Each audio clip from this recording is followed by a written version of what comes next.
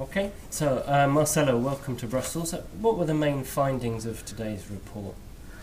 Thank you for inviting me to Brussels. The main findings of today's report, I would say, on the one hand, the economic crisis did not translate itself into an increase in the prison population, which was the theories that were very popular in the 1970s.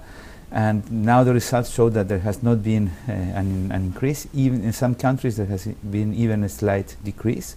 But at the same time, what we also see is that there is less investment being done in prisons, and that is a negative finding. I would say a second interesting finding is that there are big differences across countries.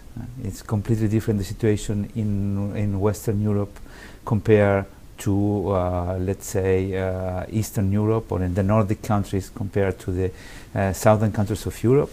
So there's still a lot to be done to improve the conditions in the prisons. And the third, let's say, negative finding is that overcrowding remains a problem in a lot of administrations in Europe. You mentioned the crisis and perhaps a cut in investment in prisons. What effects can that have? Yeah. I think that you can see effects in the short and in the long term. In the short term, we already mentioned overcrowding.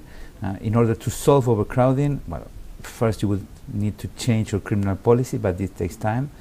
But immediately you will have to improve at least the conditions for the people that are in these overcrowded prisons, because usually overcrowding means more risk of persons dying in prison, more risk of suicide in prisons. So you will need to invest to improve the quality, or eventually to build new prisons. If you invest less, this is not going to happen.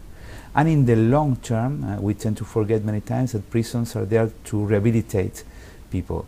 So probably if you reduce investment, this means that you will reduce also the investment in treatments that could improve the chances of reintegrating in society. So we may see effects, but in the long term, in terms of an increase of recidivism.